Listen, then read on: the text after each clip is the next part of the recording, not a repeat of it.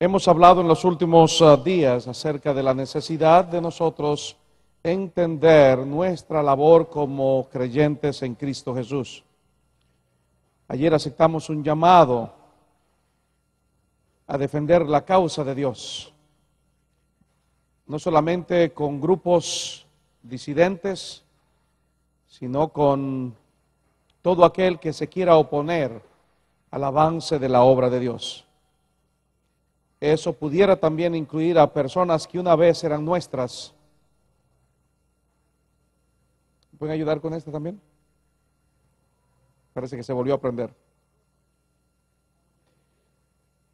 Esto no solamente incluye a personas que abiertamente atacan a la iglesia, sino a aquellos que en forma solapada se han infiltrado, que una vez eran nuestros líderes y que ya no lo son y que siguen atacando y dañando a la iglesia. Pero una de las organizaciones que en los últimos 79 años ha causado dolor de cabeza, muchas veces nuestra iglesia, nuestra membresía, ni siquiera conoce de su existencia. Y nuestra falta de información ha facilitado su infiltración dentro de nosotros. Es por lo tanto nuestro deber como cuerpo eclesiástico de entender los tiempos y las sazones, entender los momentos históricos y proféticos en los cuales vivimos y entender nuestra responsabilidad como hijos e hijas de Dios. Una de ellas es proteger la causa de Dios, para que nuestros pastores puedan volver a ser lo que antes fueron, los predicadores para buscar a las almas y ovejas perdidas.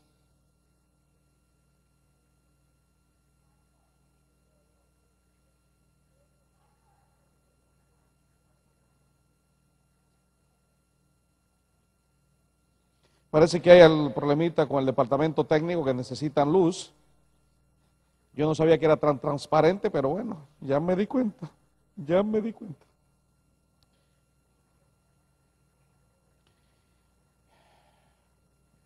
Romanos 16, 17 nos llamó la atención a que aquellas personas cuya misión es robar las ovejas, robarnos los miembros, causar división, causar tropiezo, que tenemos una responsabilidad social, una responsabilidad espiritual de apartarnos de ellos. Pero si no lo conocemos, ¿cómo nos vamos a apartar? Y una de esas organizaciones surgió en 1929 y hasta el día de hoy, aunque en forma fraccionada, esa agrupación o esas agrupaciones siguen dando y causando dolor de cabeza.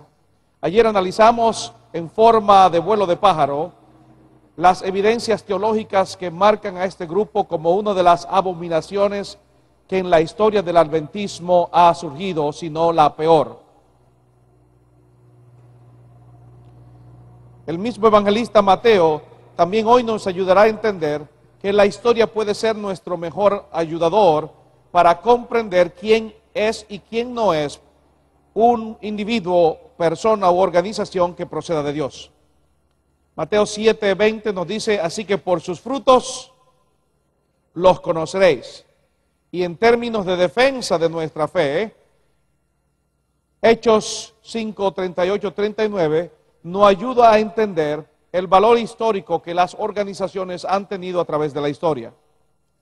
Nos dice la palabra, en el presente caso os digo, apartaos de estos hombres y dejadle ir. Porque si este consejo o esta obra es de los hombres, será destruida. Pero si es de Dios, no podréis destruirle. Así que cuando surgen organizaciones, y esas organizaciones a través de los años y las décadas comienzan a desintegrarse, es la evidencia histórica que necesitamos para saber que no procedían de Dios en primer lugar. Lo mismo es con respecto a los pequeños grupos que se están formando en la actualidad. La historia demostrará a su debido momento que no proceden de Dios y sus casos deben ser cerrados. Pero en términos de la vara del pastor o del grupo davidiano, hay una confusión, en primer lugar porque no conocemos quiénes son ni sabemos dónde están. Esta organización surge en 1929 en Riverside, California. La historia de su fundador la estamos promoviendo en una nueva obra que se titula El Código Davidiano, donde demostramos que su fundamento antes de que apareciera en Riverside, California, era de una dudosa procedencia, y el origen de sus escritos también hemos podido demostrar por primera vez en más de 79 años de su historia que realmente no procedieron de Dios, sino de seres humanos. Este señor llamado Víctor Tachó-Hutef nació en Bulgaria en 1885 en Europa. Allí fue expulsado por su propio país por causar problemas en la iglesia ortodoxa griega. Víctor Tachó-Hutef era de una familia de comerciantes y cuando se mudó a la frontera búlgaro-Turquía, quiso dominar el mercado mercantil de vender flores y se ingenió un buen método. En aquel entonces Bulgaria no era capitalista, pero él introdujo un concepto capitalista singular. Él averiguó cuál era el precio de las flores como se vendía en toda Bulgaria y rebajó en más de 10 al 15% el precio. Y por supuesto, en la frontera búlgaro-Turquía, dominó el mercado mercantil de las flores, causando un descontento entre los vendedores locales, que se quejaron a la Iglesia Católica y a su misma vez, esta tratando de mediar, no pudo lograr convencer a Víctor Tachó-Hutef de que por favor no destruyera a tantos comerciantes con su nueva metodología capitalista. Al no hacer caso, el gobierno se vio forzado a expulsarlo. Unos cuantos días antes de salir huyendo de Bulgaria, su hogar fue ametrallado por la gente que ya le caía gordo y por poco lo matan. Así que Víctor Tachó-Hutef en 1917 se muda hacia Nueva York, huyendo de su patria, perseguido no por sus convicciones religiosas, ni por sus ideas religiosas, sino por su requetreque mercantil y su asunto de negocio que había creado. Cuando llega en 1917 a Nueva York, su primer trabajo es en un restaurante y allí aprende un poquito sobre cocina. Pero no vino a Nueva York sin dinero, era de una familia acomodada y muy pronto llegó a convertirse en chef de un pequeño lugar en Nueva York hasta que su hermano Nicolás se juntó con él y juntos se mudaron de Nueva York hacia Milwaukee en 1907. De vuelta, nació en Bulgaria en 1885 y en 1907, no 17, sino en 1907, es expulsado de su país, llegando a las costas de Estados Unidos a través de Nueva York. Ese mismo año, al final, llegó su hermano Nicolás y juntos se mudaron a Milwaukee. En Milwaukee ambos pusieron un restaurante y su aventura parece que no funcionó porque cuando viene la Primera Guerra Mundial, su hermano Nicolás se enlista en el ejército americano y Víctor Hutef no le gustó esa idea. Se quedó solo trabajando en el negocio de ambos. Durante ese tiempo, Hutef se casa, cosa que la mayoría de los davidianos niegan, pero hay evidencia de que Víctor Tachó-Hutef se casó por primera vez en los Estados Unidos, para después, por razones que nunca reveló, se divorció. Tuvo problemas maritales serios, y cuando llegó su hermano después de la Primera Guerra Mundial, Víctor Tachó-Hutef se muda de Milwaukee 11 años más tarde a Rockford, Illinois, ya divorciado y con problemas posiblemente económicos. Allí, en 1918, mientras caminaba por las calles de Rockford, Illinois, escuchó un grupo de gente cantando y le sonó interesante. Entró a la campaña y descubrió que era un grupo que se llamaba Adventista del Séptimo Día y que estaban dando un seminario de Apocalipsis. Los seminarios de Apocalipsis de aquel entonces estaban marcados por las impresiones que Urias Smith había dado. Se pensaba que el Armagedón iba a venir como un conflicto entre Turquía y las otras naciones. Y se predicaba a voz abierta de que el fin estaba cerca, estaba a la puerta. Así que hubo un reavivamiento de la iglesia adventista al principio de los años de 1900, para después entrar en un periodo de frialdad al ver que al pasar la Primera Guerra Mundial, la iglesia, en lugar de estar en el cielo, seguía en la tierra. Es durante ese periodo que Víctor Tachó Hútef conoce el Evangelio y es bautizado en Rockford, Illinois, en 1918. Lo que sucede después de eso es interesante. Víctor Hútef tenía un pequeño hotel, y para tener hotel en los años de depresión había que tener dinero. Así que Víctor Tachó Hútef, el temor más grande de toda su vida era ser pobre. No podía tolerar la idea de que un día pudiera estar sin dinero. Todo lo que hizo en toda su vida se caracterizó como una manera de evitar un desastre financiero, que pronto se le acercó porque, según cuenta él mismo, algunos hermanos se le metían al hotel en sábado, viernes por la tarde, sábado, y se le iban el sábado por la tarde sin pagar, como no cobraba los sábados, y pronto se metió en problemas al punto que tuvo que vender su hotel, casi regalado, compró una tienda de comestibles, un grocery store como le llamamos, para ver que su habilidad capitalista en un mundo capitalista ya no le funcionaba igual que en su país, porque cuando él rebajaba los precios, la competencia bajaba lo suyo. Así que no le funcionó y muy pronto casi se vio en la bancarrota, al punto en que no le quedó más remedio que vender su tienda de comestible. Lo que Víctor Hútef sí notó es que había una tendencia en todos los Estados Unidos. La mejor manera de hacerse millonario era teniendo gente que le pagara a usted. En aquel entonces, la idea se fomentaba teniendo grupos religiosos que le siguieran. El Disneyland de aquel entonces se encontraba en Benton Harbor, Michigan. Y una persona muy interesante, llamado Benjamin Purner, tenía una comunidad religiosa.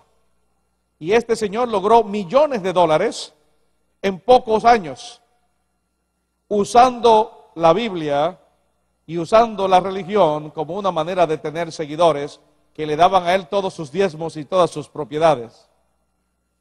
Así que él quería ser como ese individuo. Y por 6 meses, que ningún davidiano sabe, nosotros descubrimos sí que hizo, por 6 meses Víctor Hútef se desapareció de Rockford, Illinois. Y se aparece, eso fue en 1921, para principios de 1922, se aparece en Los Ángeles, California. Y 7 años más tarde, aparece como un supuesto mensajero especial y profeta, buscando gente que lo siguiera a él. Lo interesante es, como describimos en nuestro libro, El Código Davidiano, es que Víctor Tachó Hútef se le olvidó que tarde o temprano la historia iba a descubrir lo que él hizo. Benjamin Purner se había catalogado a sí mismo como el último profeta. Era vegetariano, promovía la reforma pro salud y andaba buscando a los 144,000 para formar un reino davidiano. La palabra davidiano no viene por invención de este señor, porque Benjamin Purner en Benton Harbor, Michigan, ya había fundado la casa de David. Pero como estaba muy cerca de Battle Creek, él no podía empezar en Rockford, Illinois, porque la gente lo iban a asociar con Benton Harbor. Tenía que mudarse a miles de millas desde Rockford, Illinois. Aquí estaba por arribita Benton Harbor, no podía empezar aquí. Así que Víctor Hútef lo que hizo fue mudarse desde Rockford, Illinois, hasta Los Ángeles, California. Y es allí donde comienza su asociación directa con la iglesia y sus problemas. Porque un día se enferma y el pastor local lo lleva al hospital. Desgraciadamente, a veces, como el hospital, el Glendale Hospital, que todavía existe, pensamos que es de la iglesia. Nuestros pastores pues lo llevaron, lo dejaron en un cuarto y le dijeron: no te preocupes, te vamos a conseguir la ayuda que necesitaba. No sé qué fue lo que le pasó a ese pastor, pero se olvidó de Víctor Hútez y se pasó 3 o 4 días en un cuarto y nadie nunca lo fue a ver. Y él cogió una rabieta contra la iglesia y contra la administración de la iglesia porque lo atendieron mal. Lo que sí sabemos es que el tratamiento que él recibió fue tratamiento psiquiátrico. Qué interesante. No le dieron antibióticos, no le dieron cirugía, lo único que le dieron fue hidroterapia y psicoterapia. Había entrado en una crisis nerviosa increíble porque se estaba haciendo pobre. Y lo que más temía el fundador de la vara del pastor era ser pobre. Pero ya venía con una nueva idea. Tenía que encontrar una manera de conseguir seguidores. Pero no podía hacerlo porque Benjamín Purner todavía estaba vivo.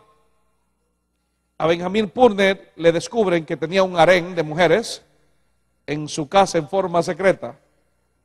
Como profeta, tenía aparentemente la autoridad de disfrutar la intimidad, no de un hombre y una mujer, sino de las damas especialmente jóvenes. Cosa que después David Koresh iba a hacer lo mismo en Waco, Texas, reclamando como profeta de Dios ser el único puro y que el único que podía pecar. Y para pecar, David Koresh pues le pidió a todas las damas y a los hombres casados que no tengan más sexo. Y si alguna dama tenía necesidad de sexo, él podía responderle.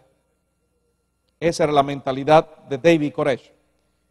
Lo interesante es que Víctor Tachó justo en 1929, 2 años después de la muerte de Benjamín Purner, se declara profeta. Después de la muerte de la hermana White en la iglesia adventista, en 1915, nunca había pensado que alguien iba a surgir con el reclamo profético tan rápido. Unos 14 años después de la muerte de la hermana White, surgía el primer profeta dentro de la iglesia adventista. Por supuesto que fue rechazado, y a pesar de que fue rechazado, él le había puesto a la iglesia adventista un tiempo de gracia. Tenía 1 año para arrepentirse o se iban a perder, porque Cristo venía ya. 1929 esperaba que Cristo viniera en 1 o 2 años. Para 1931 Cristo no venía. Se inventó la idea de que Dios estaba mandando a dormir a los que le seguían, cuando él había dicho que el que le creía y le obedecía no se moría. Pero como se le estaban muriendo, comenzó a decir que es que Dios lo mandó a dormir porque las plagas se acercan. Pero las plagas nunca vinieron. Así que en 1935 llamó a todos sus seguidores a que le siguieran a Waco, Texas. Y se mudaron desde Riverside, California, a Waco, Texas. El suegro, que nunca se bautizó dentro de su movimiento ni de la iglesia, le prestó $1,000 para comprar los terrenos donde estaban localizadas las oficinas de los davidianos de aquel entonces.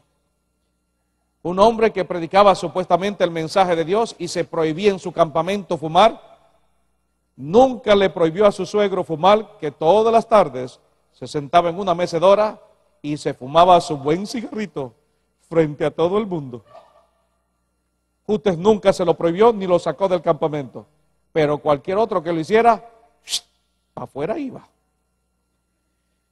En 1937, Hútez se inventa, como ve que Cristo no viene, el concepto del reino premilenario, otra copia de Benjamín Purner. Ahora, Víctor Hútez iba a ser el rey David, iba a controlar el mundo entero, pero para eso tendrían que mudarse a Palestina. De una manera milagrosa, no, los davidianos irían a Palestina, y desde Palestina, el corazón de ellos iba a ser transformado en Palestina, no en Estados Unidos. Y desde allá, los primeros frutos, como él le llama, los 144,000 literales judíos de carne y sangre, iban a predicar el evangelio a todo el mundo para traer a los segundos frutos. Esa era la prédica de los davidianos. Lo que se quedó sorprendido fue porque en 1955, después de haberse mudado de Riverside, California, a Waco, Texas, en 1955, Víctor Tacho Hutef muere de una complicación cardíaca en las horas tempranas de la mañana del 5 de febrero. ¡Qué ironía! El que prometía la eternidad y nunca ver la muerte, había muerto. Y como nunca había dejado ningún líder, tenía un control total de su campamento, su familia controlaba todo. Él era el presidente de los davidianos. Y para ser presidente de los davidianos, había que ser profeta. Y si usted no era profeta, no podía ser dirigente. Y el único profeta era él. El que quería ser profeta, mientras él estaba vivo, lo sacaba del campamento. Así que cuando él muere, no deja a nadie. En 1937, a la edad de 57 años, se casó con Florence, que tenía 17 años. Le llevaba 40 años. A su muerte, su esposa, Florence Hutef, toma posesión del movimiento davidiano y predice que en 1260 días más tarde, Hutef sería resucitado y los eventos del tiempo del fin se iban a comenzar a consumar y pronto estarían viajando a Palestina y desde ahí para el cielo. Desgraciadamente, hasta el 1955, el movimiento Vara del Pastor era uno solo, un solo líder, un mandamás y nadie más, creando con su muerte una confusión eterna. Y desde entonces, la Vara del Pastor no ha dejado de dividirse. Él se llamaba así como el remanente del remanente. Ahora noten ustedes que Hechos nos habla de que si esto es de Dios, nadie podrá destruirlo, pero si es humano, se caerá solo. Si ustedes notan, 1929 al 55, Víctor Hutef, el remanente número 2, porque el remanente número 1 es la iglesia adventista. Sin embargo, en 1955, antes de su muerte, Alfredo Basham formó el segundo grupo davidiano que todavía están en Washington, D.C., formando el remanente del remanente del remanente. Pero cuando él muere en el 55, su esposa Florence Hutef toma posesión, algunos le llaman en forma ilegal, de los davidianos en Waco, Texas, formando el remanente del remanente del remanente. Pero no solamente ella proclamaba ser la única líder. Northstone en Oregon y en Washington State reclamaba lo mismo que Johnston. Reclamaban ellos ser los líderes de la Vara del Pastor. Estos pronto desaparecieron. Pero mientras ella estaba aquí dirigiendo a los grupos del Waco, en Riverside, California, un grupo de disidentes davidianos formaron la Asociación General de los Adventistas del Séptimo Día. El remanente del remanente del remanente del remanente, bajo la tutela de Bingham y Warden. No duraron ni un solo año juntos, porque acuérdense que para ser dirigente había que ser profeta, para ser presidente de los davidianos. El único que podía ser presidente fue Hutef, los demás no lo podían ser. Muy inteligente. Pero como ahora decían que Hutef era el último profeta, nadie podía venir ahora a decir que era profeta. El que decía que era profeta lo sacaban. Así que cuando Bingham se declara no como profeta, sino como la puerta con que Dios se comunica con su pueblo, por no decir profeta, porque si decía profeta lo votaban, era el portal de comunicación con Dios. En 1962 se dividen de vuelta los davidianos, formando dos grupos. el grupo que se llama la pastura de Bashán, que hoy la esposa de Benjamín está a cargo de ella en Exerte, Missouri, se mudaría más tarde. Y los que iban a seguir a Warden, que se llaman la pastura de Carmelo. Para los davidianos la palabra pastura significa oficina central. No duraron mucho los de la pastura de Carmelo cuando tuvieron que mudarse para el oeste de los Estados Unidos, a Salem, Carolina del Sur. Y desde entonces los davidianos se comenzaron a dividir y siguen hasta el día de hoy. Hay dos escuelas de pensamiento davidiana. Uno, lo que ya no hay más profeta, Víctor Huth es el último, se acabó. Y dos, lo que siguen teniendo profeta. Entre ellos aparece este señor en 1962 llamado Benjamin Roden. Se consideraba el quinto ángel y fundó lo que se llaman The Branch Davidian, los davidianos de la rama. Él sí era profeta, pero para ser profeta tenía que traer un nuevo mensaje. Su mensaje: había que guardar las fiestas judías. ¿Le suena eso familiar? ¿Han escuchado por ahí a la gente proclamando que hay que guardar la fiesta de tabernáculo, que la fiesta de la trompeta, que la fiesta de las cabañas? Cosa que la hermana White dijo, se acabó, no había que guardarla. Y los davidianos la revivieron, y otros líderes modernos están todavía con los adventistas. ¿Para qué celebrar Navidad, celebrar Año Nuevo, celebrar cumpleaños, 4 de julio? Si somos creyentes, vamos a guardar las fiestas judías. Cuando Cristo cerró ese capítulo con su muerte. Pero Benjamín Rude era profeta, y como profeta su mensaje era a guardar las fiestas judías. Se coronó rey David y comenzó a predecir también la venida de Cristo.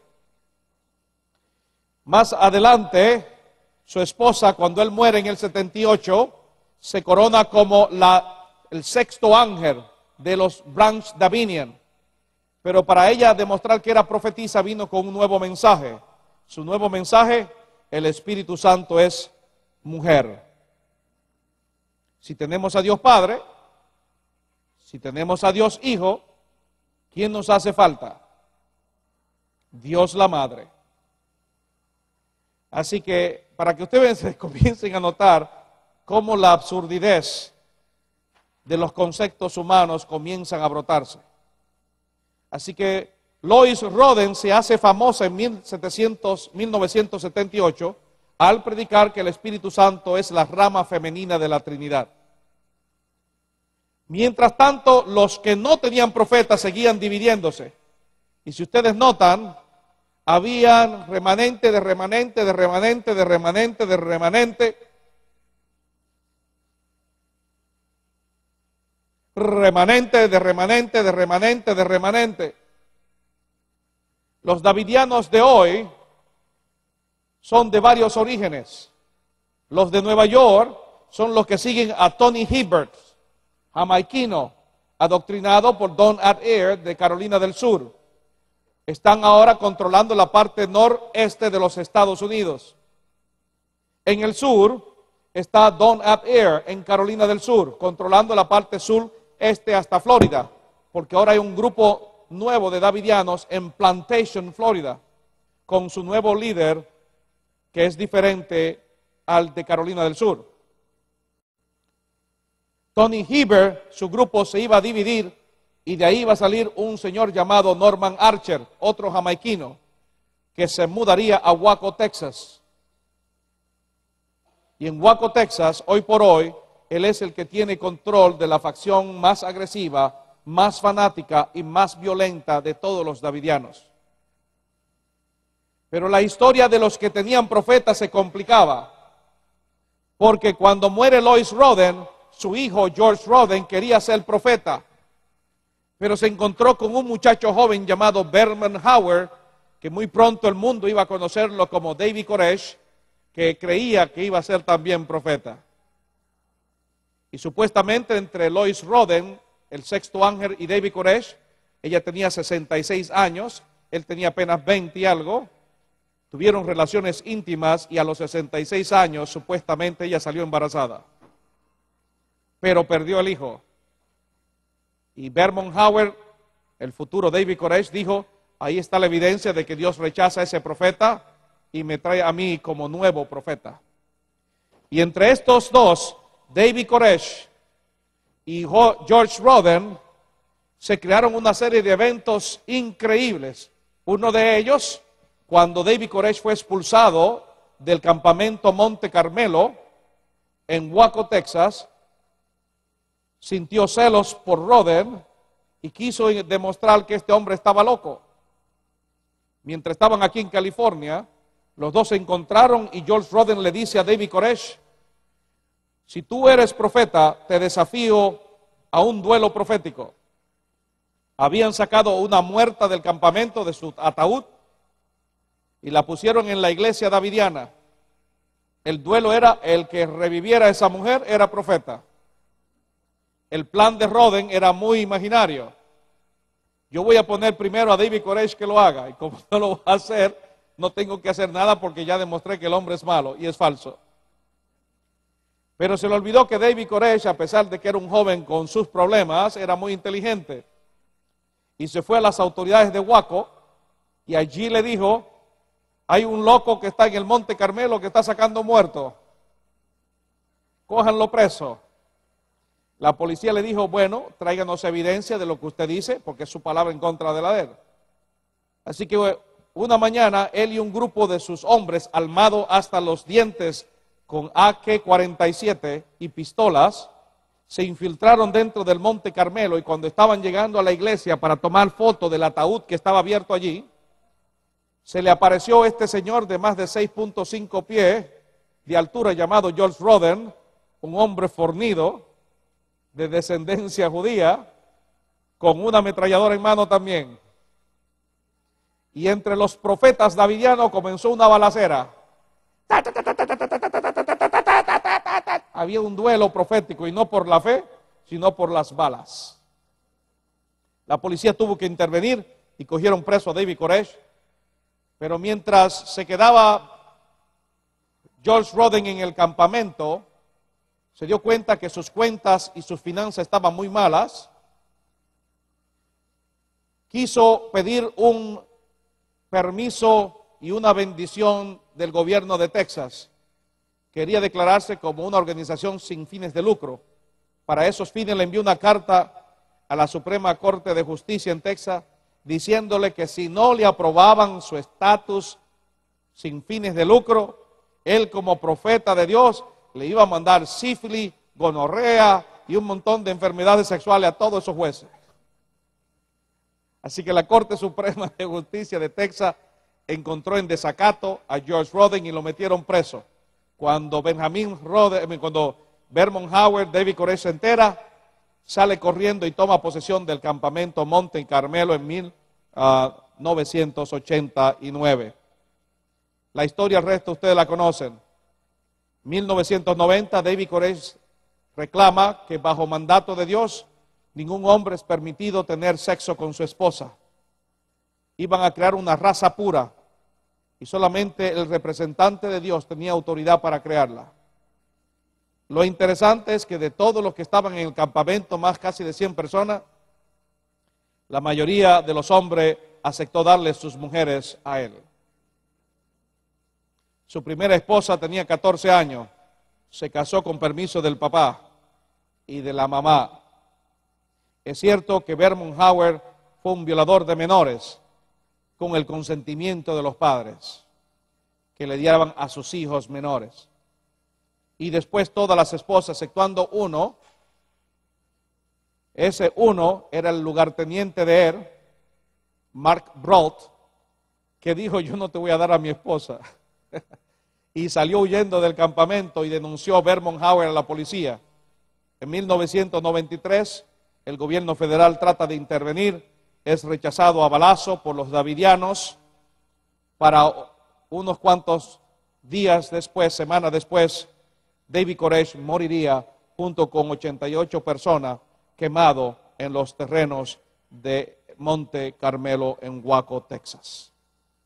Todavía hay personas que esperaban que esperaban que David Koresh resucitara y usaban todas las profecías bíblicas. Los 2300 días, los 1290, los 1335, todos esos días para decir que David Koresh iba a ser resucitado, y hasta el día de hoy están esperando que David Koresh resucite como profeta de Dios. ¿Están comenzando a entender la fragmentación de los davidianos? Se siguen dividiendo y dividiendo, lo que demuestra la historia que no pueden ser, bajo ningún concepto, una organización divina.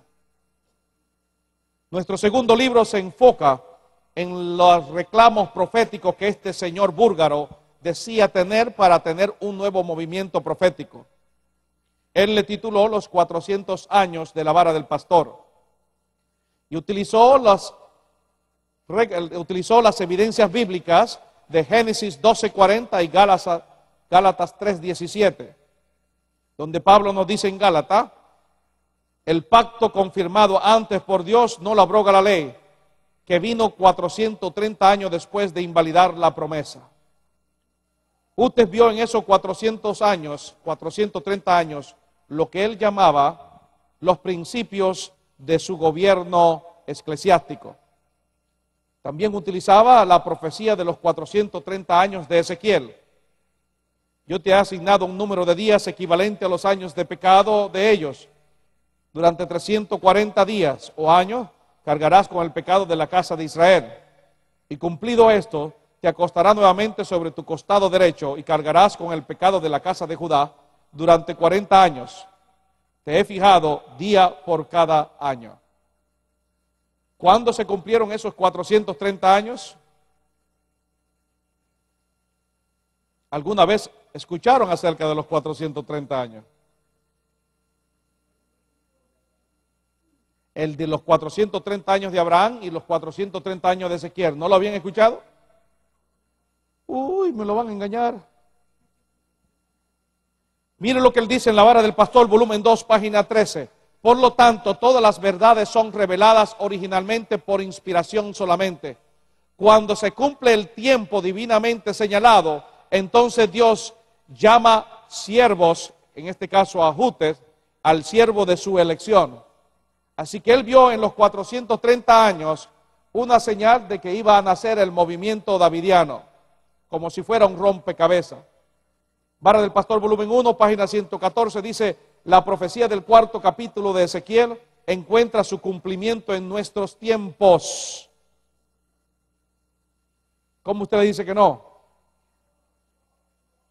¿Sabe usted cuándo empezaron los 430 años? ¿Saben usted cuándo terminaron los 430 años de Ezequiel? ¿No?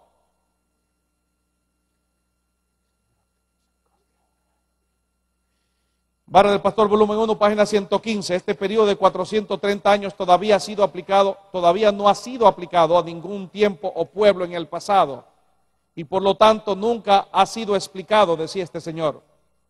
Si el tiempo del cumplimiento ha llegado, solo entonces entenderemos esta predicción. Usando esos versículos, este señor dice: nosotros somos una iglesia profética, como la iglesia adventista reclama que los 2300 días terminan en 1844 y nace el pueblo adventista. Así dice él de los 430 años. Y escuche de dónde, según él, empieza. Vara del pastor, volumen 1, página 116. Hace claro que hay un periodo de 430 años desde la reforma de Lutero hasta la purificación de la iglesia. Ajá. Así que él no dice de dónde empieza supuestamente sus años. ¿Qué le parece si nosotros estudiamos con detalle esa profecía de Abraham y Ezequiel, que él dice que ambas corren paralelas a nuestro tiempo? Así podremos abrir el misterio al entender los detalles que él dio. Déjeme enseñarle para que ustedes entiendan lo que estamos hablando.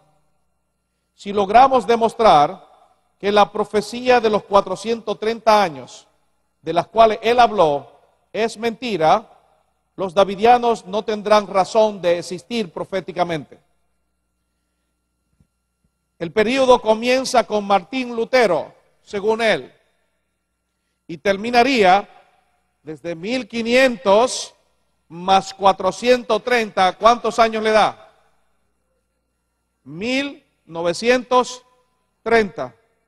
Y él dice, ahí nació la vara del pastor. Pero ¿será eso cierto?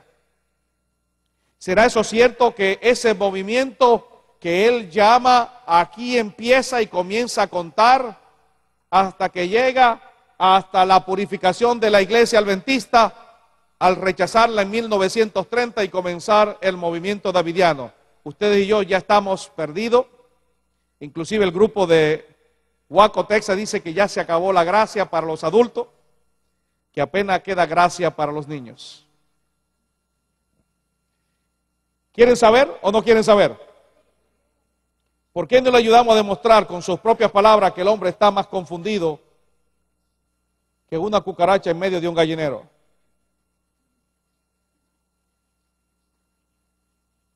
Hablemos de esos detalles. Según él, acuérdense que para poder conversar con la vara del pastor, usted no puede utilizar ningún libro adventista, ni sus propias ideas, porque usted no es profeta. Pero podemos usar la palabra del profeta para demostrar que está equivocado. Y si está equivocado es un mentiroso. Ayer vimos que era un anticristo. Ayer vimos que es un falso. Ayer vimos que contradice al espíritu de profecía y a la Biblia. Hoy le vamos a demostrar que su base profética no existe. Oigan bien. Entonces, según él, los 430 años en nuestro tiempo comenzaron con Lutero. ¿Cuándo? 1500. Lutero descubrió en la biblioteca de la Universidad de Erfurt una Biblia en latín. Así Dios, por su palabra, llamó a Lutero de la Roma papal. ¿Está usted de acuerdo con eso?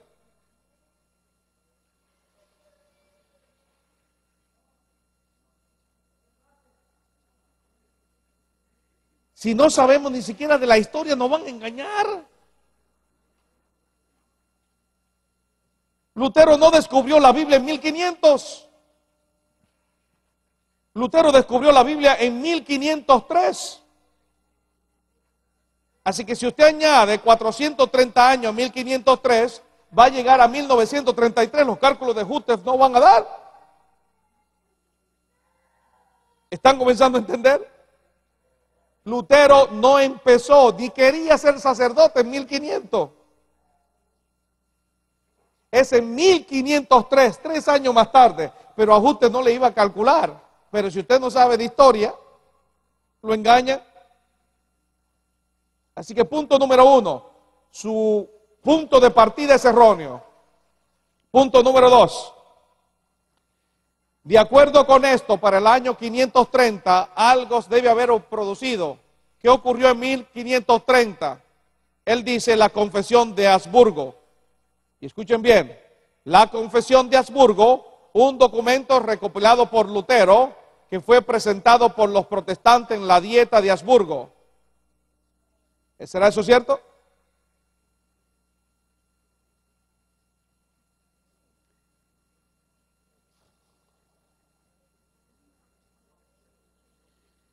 Ay, Diosito.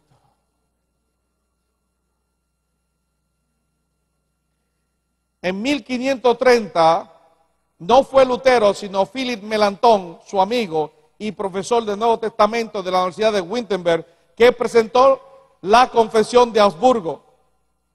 Usted dice que fue recopilada por Lutero. Mentira. Lutero no recopiló nada. Fue su amigo. Punto número 3.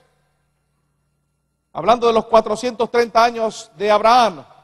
Como Sara protestó contra Agar e Ismael, así los protestantes protestaron contra el gobierno del Papa. Esto es que exactamente lo que debe haber ocurrido en 1530 para ajustarse al acontecimiento de las profecías. Esos 30 años de 1500 a 1530 no sirven porque ya empezamos en 1503, más los 30 años que se quejó Sara serían 1533, y en 1533 nada pasó. ¿Están entendiendo? Si no sabemos sumar, nos vamos a meter en problemas. Los protestantes además no fueron a Roma, sino que fueron al emperador, que invitó a la nobleza que creía y protegía a Lutero con fines políticos, no religiosos, cuando buscaban la unidad contra los ataques de los turcos en el este de Austria. ¿Están comenzando a entender, mis hermanos? Cada evento que él marca para decir que su pueblo davidiano tenía razón profética, no tiene ninguna razón. Todos los eventos que está marcando están fuera de sincronía. Número 4. Y desde el tiempo de la protesta de Sara hasta el tiempo que nació Moisés, según él, la esperanza de liberación de Israel fueron 320 años, los cuales, si se suman a 1530, nos dan 1850, el año que dio nacimiento el primer testimonio de la hermana White para la iglesia, dirigido a los 144,000 del Israel de hoy. ¿Será eso cierto? ¿O todavía están dormidos por la comidera que le dieron? ¿Están todavía dormidos?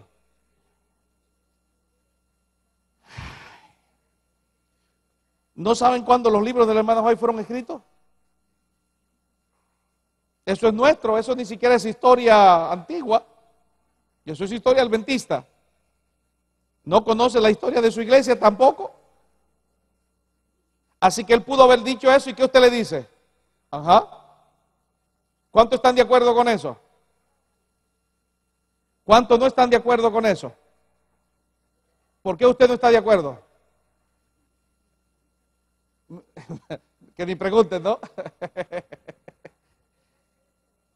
¿Por qué no es cierto?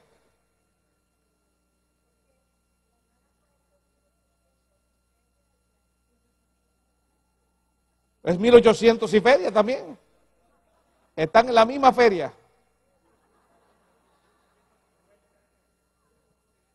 Él dice que en 1850, como resultado de añadir 320 a 530, le da 1850. Pero en primer lugar, estamos hablando de 1533, más 320, nos darían 1853.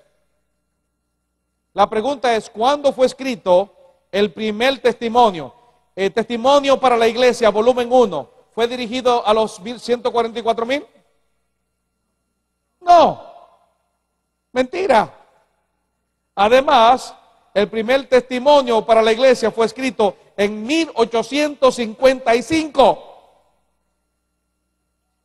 No cuadra con sus números. Ni el 1853, ni el 1850, ninguno cuadra. Así que, ¿cómo usted está de acuerdo con esos 320 años? Si no sabemos, así nos engañan la vara del pastor. Aquí viene la parte más interesante, el fracaso de Moisés según la vara. Moisés, a la edad de 40 años, intentó liberar a Israel y fracasó. Sumando 40 años, los 40 años que pasó Moisés en el desierto, ¿se acuerda? ¿Ok? Si sumamos 40 años a 1850, tenemos 1890. ¿Qué pasó en ese tiempo? ¿Qué pasó en 1890 para la iglesia adventista? Según Víctor Hutte.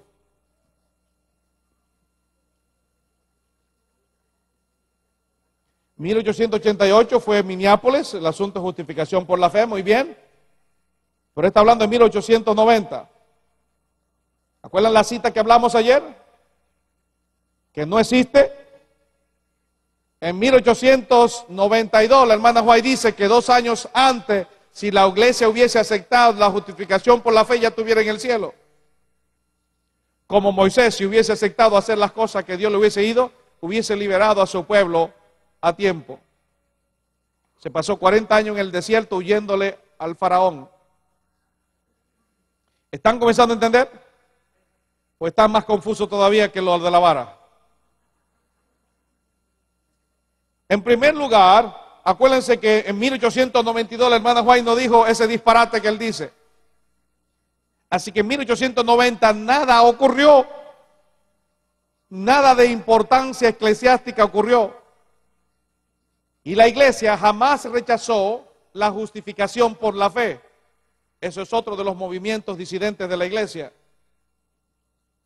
En 1888, el presidente de la Conferencia General, el secretario de la Conferencia General y varios líderes de la Conferencia General, ellos rechazaron la justificación por la fe, no la iglesia, porque no se tomó en el Congreso de Minneapolis ninguna decisión. Un año más tarde, a ver cuántos se acuerdan, ¿qué ocurrió en 1889? Tampoco se acuerdan. En 1889 ocurrió un congreso como respuesta al año anterior a las dificultades que tenían de tomar decisión. Y se aprobó la justificación por la fe. Ah, pero de eso no le hablan, ¿verdad que no? Le hablan de que la iglesia rechazó el mensaje de la justificación por la fe y por eso Dios rechazó a la iglesia. No le dicen que un año más tarde la iglesia aceptó la justificación por la fe y que el hermano White predicaba la justificación por la fe y que nunca fue rechazada. Así que en 1890 nada pasó. Pero de 1890, si le añadimos los 40 años que pasó el pueblo de Israel en el desierto perdido, le llevaría a 1930. Y en 1890, Víctor Hutte dice que comienza el proceso de purificación de la iglesia y que todos los que hayan nacido a partir de 1890 serían parte de los 144,000.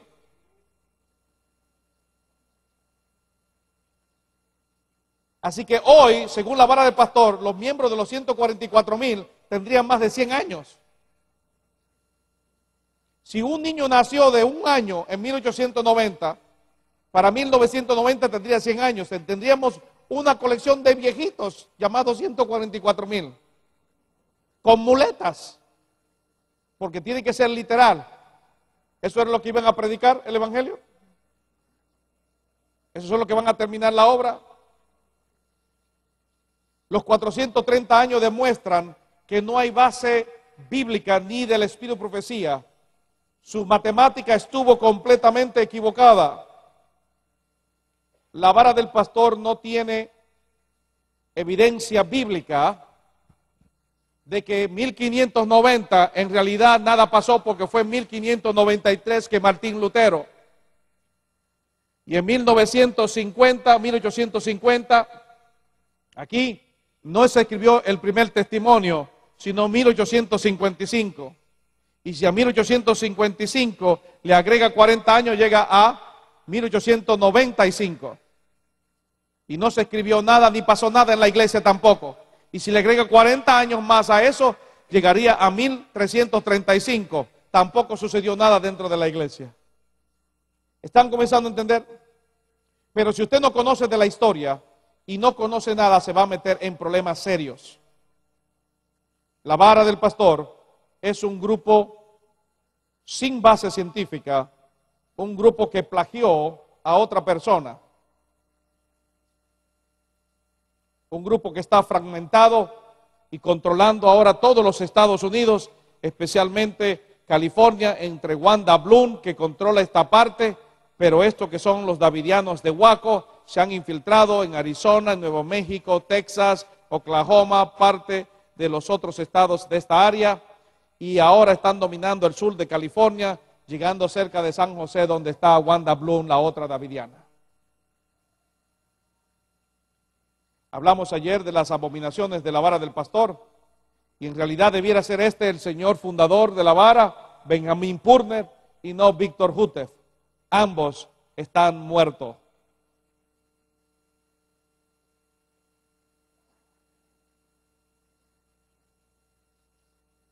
Dice la inspiración, el poder humano no estableció el trabajo de Dios en la iglesia adventista del séptimo día, ni puede destruirlo.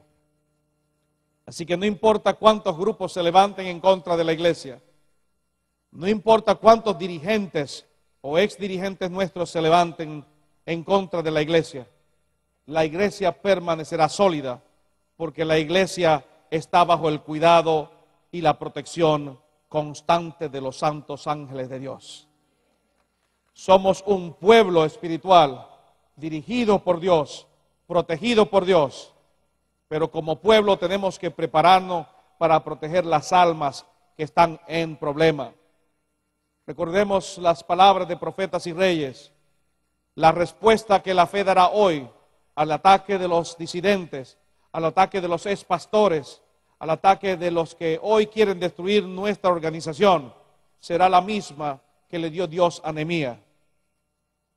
Nuestro Dios peleará por nosotros. No tienen que tener miedo. Preparémonos para levantar. De paso, se me olvidaba mencionarle que para la vara del pastor todavía la Segunda Guerra Mundial está activa. No se ha acabado. Porque ellos esperaban que la Segunda Guerra Mundial era el comienzo del tiempo del fin de ellos. Y nunca ocurrió. Inclusive Víctor Hutte decía que los alemanes iban a triunfar. Por eso dice que no se ha acabado la Segunda Guerra Mundial y están esperando que los alemanes destruyan a los Estados Unidos y a las otras naciones. Quiero terminar antes de darle paso a mi suegro con algo importante para que sepamos los tiempos y las sazones en las cuales vivimos. Conflicto de los siglos, página 40, nos dice: la profecía del Salvador referente al juicio que iba a caer sobre Jerusalén va a tener, ¿qué cosa? Otro cumplimiento. Las profecías pudieran tener más de un cumplimiento. Las profecías no solamente son únicas para un momento histórico, algunas de ellas tendrán una segunda aplicación y hasta tercera. Así lo confirma la inspiración y así lo dijo Jesús. La profecía del Salvador referente al juicio que iba a caer sobre Jerusalén, como lo describe en el libro de Ezequiel, y la terrible desolación del primero no fue más que un pálido reflejo de lo que será el segundo. En lo que aconteció en la ciudad escogida, podemos ver anunciada la condenación de un mundo que rechazó la misericordia de Dios y pisoteó su ley.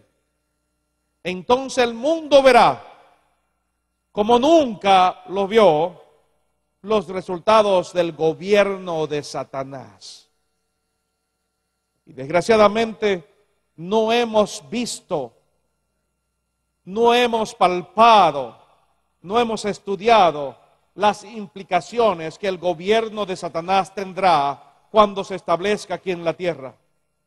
¿Sabe usted cuándo han de empezar? ¿Sabe usted cuándo va a ocurrir? ¿Dónde va a ocurrir? ¿Sabe usted su relación que tiene eso con la ley dominical, con el tiempo del fin, con el sellamiento, con el libro de Daniel? Si no entendemos lo que nos espera, no solamente seremos arrastrados por los grupos disidentes, sino que seremos atrapados por la obra maestra de Satanás y nos encontraremos dormidos. Y cuando se cierre la gracia, nos encontraremos como si nunca hubiésemos estado con Dios.